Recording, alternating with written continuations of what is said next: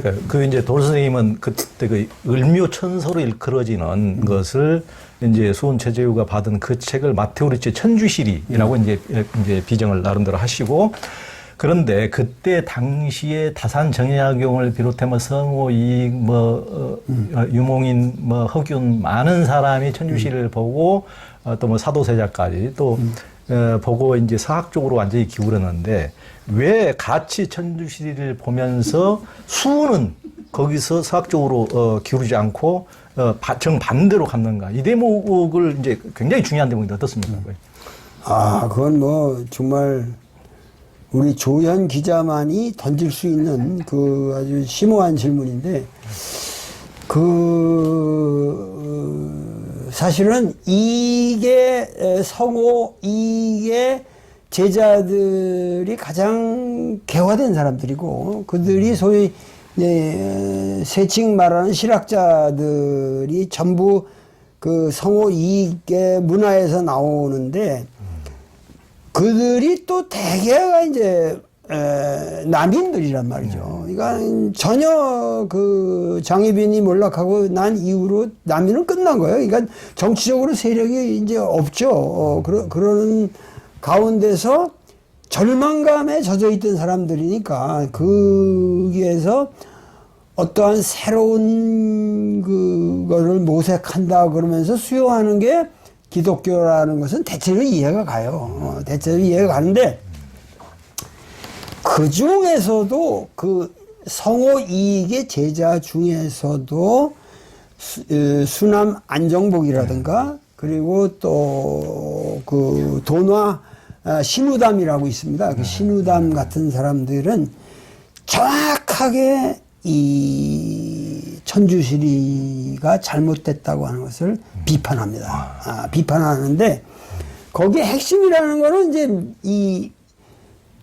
이 마테오 리츠는 물, 분응, 자성이라고 그랬거든. 이 만물이라고 하는 건 스스로 이루어질 수가 없는 것이다. 그건 목재가 지 스스로 의자가 될 수가 없는 거 아니냐. 그거는 반드시 디자이너가 있고, 이게 목수가 있어가지고 그걸 짜맞춰서 또 사람이 앉아야 되고, 이런 그 뭐 목적인, 동력인 뭐 이런 이런 것들이 다 갖추어져서 되는 것인데, 그 모든 것에는 하나의 디자이너, 총체적인 이 우주를 디자인해서 만든 총체적인 천주가 있다.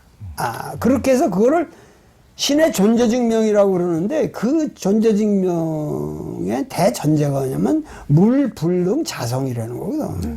그러나 우리 유학자들, 안정봉이나 이런 사람들 그게 말이 되냐? 물은 스스로 이루어지는 것이다. 그건 자성하는 것이지. 어떻게 그런 터무니없는 가설을 놓고 이 우주의 이 우주라고 하는 대우주의 이 위대한 생명의 변화를, 그걸 목수 새끼가 그 의자 만드는 그거에 비유를 하니는 흉악한 새끼들이 어딨냐.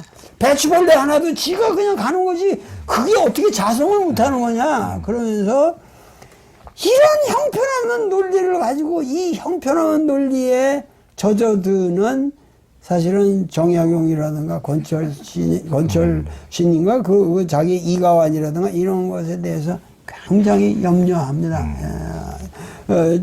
이 사방에서 일본이나 중국에서는 이런 걸로 해서 엄청난 박해가 있었다는데, 앞으로 이 땅에도 그런 박해가 닥치겠구나 하면서 아주 심히 염려하는 글을 씁니다. 그러니까 이런 문제가 벌써 이미 그러니까 18세기 말엽의 후반에 조선에 벌써 들끓기 시작한단 말이에요. 천주시리 하나를 놓고. 그런데 결국은 정약용이나 이런 사람들도 뭐 나중에 타협을 해서 중용을 쓸 때 뭐 산을 갈 적에도 호랑이가 없다고 생각하는 것보다는 호랑이가 있다고 생각하면 무서워가지고 조심하면서 다니지 않냐. 그러니까는 이 세상 사는데 하느님이 있는 게 좀 도덕적으로 사는데 도움이 될 것 같다. 그 아주 형편없는 그런 논리로 그냥 암암리 기독교를 수용해. 이거 카톨릭에서는 정의역이 기독교를 수용했다는 중용 해석을 가지고 얘기를 하는데 내가 보기에는 이 문제는 이 안정복이라든가 신우담이라든가 이런 분들이 얘기한 논리가 너무도 정확하고 벌써 그 당시 이 기독교의 문제점을 이들은 충분히 지적하고 있는데 굉장히 천주시리를 치밀하게 읽었어요. 근데 왜 다사는 그러지 못했을까 하는 것을 생각하면은 다사는 결국은 그래봤자 그러한 논리를 가지고 이거를 구하기는 어렵다. 지금 조선 왕조의 이미 기울어진 국운에 대해서 굉장히 비관적인 생각들을 나는 가지고 있었다고 보는 거예요. 이승훈이나 이런 사람들이 왜 그렇게 가겠어요? 그러나 이들은 그거를 기독교라는 외래적인 문명에 의탁해서 조선 왕조의 어떠한 새로운 물줄기를 생각했다면은 그것이 비극이라는 거죠. 그것이 조선 유학자들의 한계고 이 수훈이라는 사람은 그거를 그냥 근본적으로 뛰어넘어 버렸다는 거죠. 이 지금 천주시를 가지고 왈가왈하는 논리를 아무리 해본들 그건 소용이 없다. 이거는 이미 끝난 거다. 여기서 우리는 새로운 논리를 가지고 새로운 시대를 열어야지. 어차피 조선 왕조는 끝난다. 어차피 끝난다는 건 이 수훈은 존재하는 거예요. 그러니까는 그런 과감한 발상을 못했다는 것.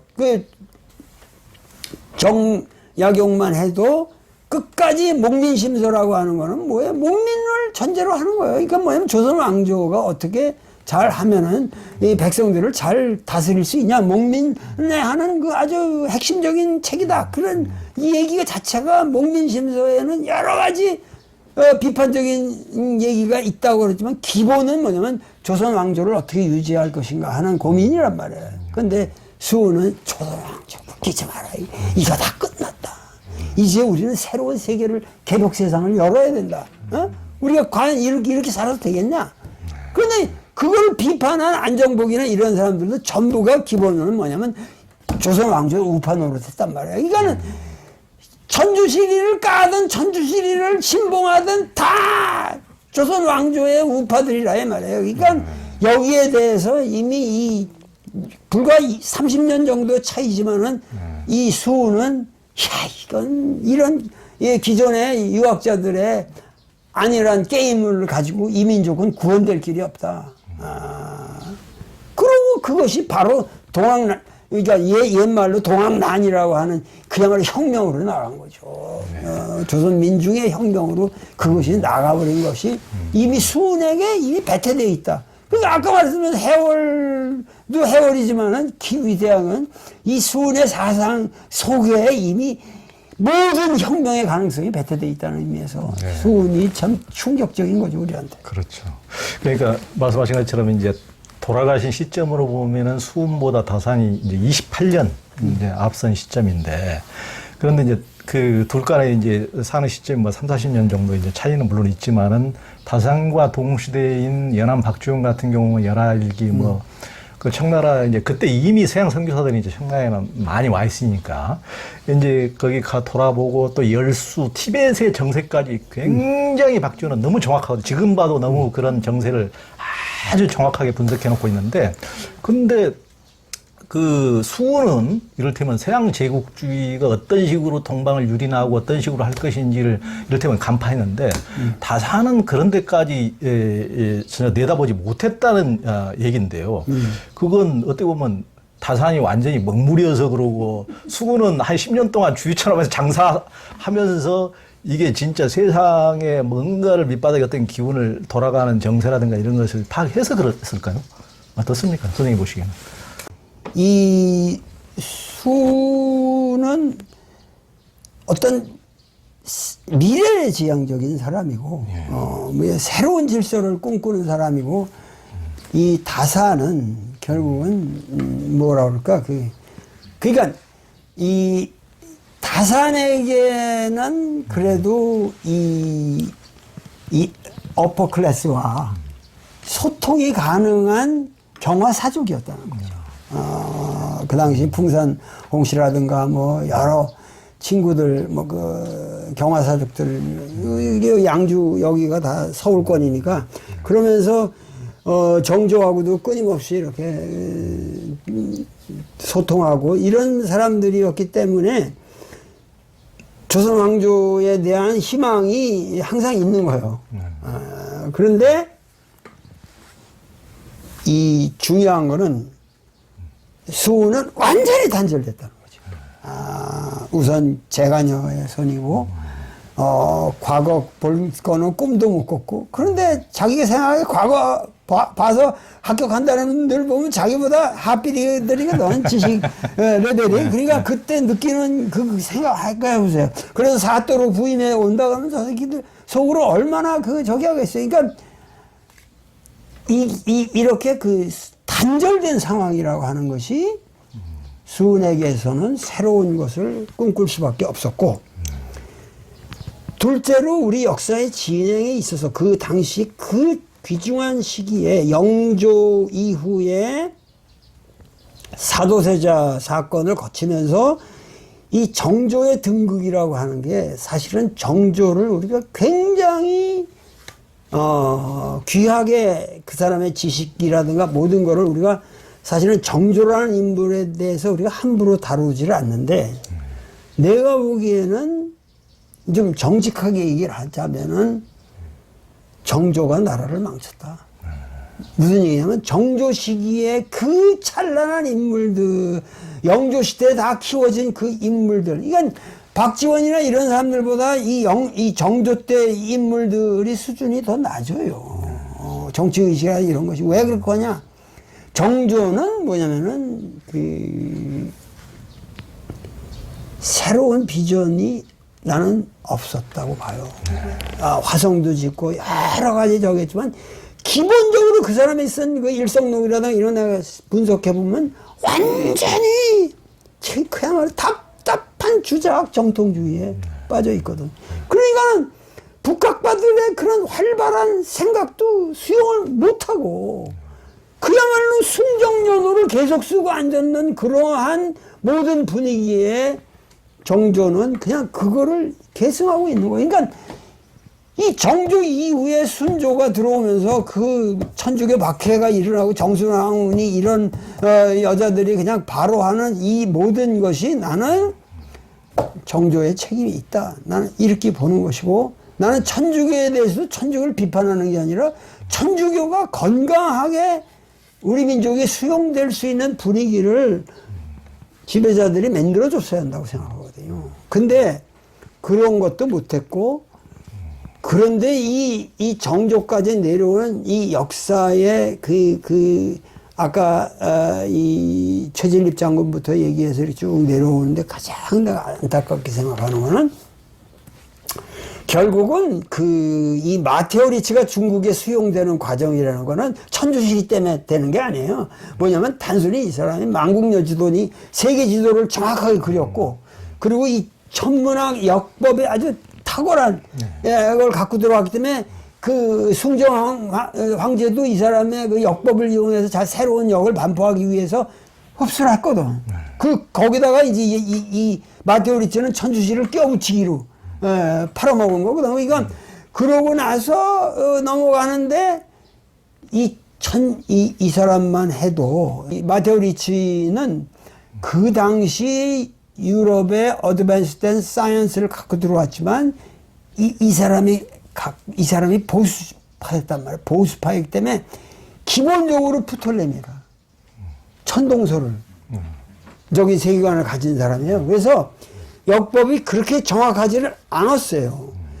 그런데 이 프톨레마이오스적인 세계관이 코페르니쿠스적인 세계관으로 변하는 그 전기를 마련한 사람이 소위 티코 브라헤라는 천문학자인데, 덴마크의 천문학자인데, 이 티코 브라헤의 기동설을 수용한 것이 아담 샬이거든.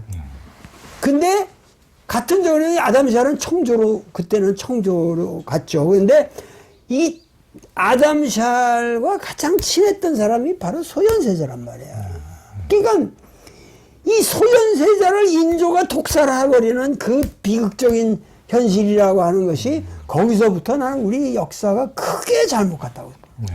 만약에 그야말로 소현세자가 왕이 되고 흡수를 했다면 소현세자의 부인도 얼마나 똑똑한 여자인데 그렇게 했더라면은 조선의 운명은 바뀌어졌을 것이다. 근데 그 소현세자의 좌절 이후에 그나마 영조 정조가 그래도 상식적인 세계를 만들었다고 했지만은 결국은 그것은 나는 타락의 과정이었고 그 과정에서 정약용이나 이런 사람은 희생된 것이다. 그러니까 선생님께서 말씀하셨지만은 실은 그 천주시리를 이제 정조가 늘 궁금증을 숙제를 내줘가지고 이제 다산이 숙제를 풀어서 이제 갖다 바치는데 다른 사람들하고 달리 정약용의 그 답변만이 천주시를 도용했기 때문에 약간 좀 독특해서 상당히 이제 칭찬을 해주니까 다산이 이제 고무돼가지고 이게 먹히는구나. 그러니까 정조가 알려면 제대로 알든지 어설피 알아가지고 이제 자기가 그 서양의 서학에 대해서 전혀 모르는 가운데 이 사람도 그래도 그나마 조금 트인 사람이라 좀 새로운 관점을 제시하니까 그냥 그게 뻑 가가지고 칭찬해놓고 그러니까 이게 먹히는구나 해서 다산은 고무돼가지고 뭐 이제 서학에 상당히 경도됐는데 그러다 보니까 이제 정조는 또 서학하는 사람 다 잡아 죽이니까 이러지도 못하고 저러지도 못하고 천주와 정조라는 두 하늘 사이에서 배신과 배반을 왔다 갔다 정신을 못 잡고 끊임없이 왔다 갔다 한 게 다산의 삶 아닙니까? 왔다 갔다 하면서 정신 못 차리고 개인도 참 파란의 삶이지만은 우리 민족사도 어떻게 보면 갈피를 못 잡고 그렇게 돼버린 그런 삶이 아니었는가. 그런 정조가 조금 더 그러니까 정조가 우리나라의 비극적인 게 뭐냐면 나도 그런 걱정을 항상 하지만은 유식하다는 게 그게 죄예요. 정조는 너무 유식해요. 그래가지고 그 사람은 지식이 너무 풍부하고 이 경전도 너무 많이 읽고 모르는 게 없는데 그러니까 결국은 모르는 게 없다는 게 다 모른다는 얘기죠. 그래서 정조 시기를 나는 평가하지 못합니다. 정조 시기에 결국은 좌절로 끝나고 말았다. 그러니까 알기는 많이 알지만 이제 우리 그 도울 선생님도 거기다 지적을 하셨는데 그 다산도 이를테면 뭐 정확히 그냥 뭔가를 제시해주질 못한 것을 많이 질타를 하셨는데 정조도 그렇고 시대 그때 뭐 다산도 500권이나 쓰시고 정조도 70권이나 책을 쓰셨지만은 많이 뭔가를 하시긴 했지만은 우리 민족 나라에 제대로 길을 여는 역할을 못하고 그대로 뭔가를 그분들은 개인은 지금에 와서 정말 조명을 받고 했지만은 그게 이제 시대의 한민족이 완전 거꾸로지는 그렇지. 시대였으니까요. 나도 요즘 와서 이제 벌써 나도 80을 바라본다니까.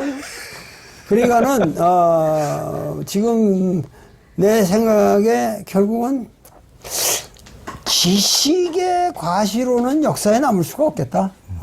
결국은 내가 탁월한 지식을 갖고 있다는 것 가지고 결국 과연 내가 뭐를 남길 수 있겠는가? 그러면은 역시 그 뭔가 이 역사를 개혁해 나가는 어떠한 결정적인 힘이 될 수 있는 어떠한 뭐 책을 써도 앞으로 그런 책을 써야겠다는 생각도 들고 뭔가 그 행동하는 지성이 돼야 되지 않느냐. 근데 결국은 이 수훈의 모든 시나 이런 거에 다른 게 뭐냐면 거기에 아주 짙게 깔려있는 수훈의 시가 여태까지 다 해석을 못했단 말이었는데 내가 이번에 쭉 하면서 하면 모든 시에 자기가 죽음을 향해 있는 존재라고 하는 것을 항상 의식하고 있거든요.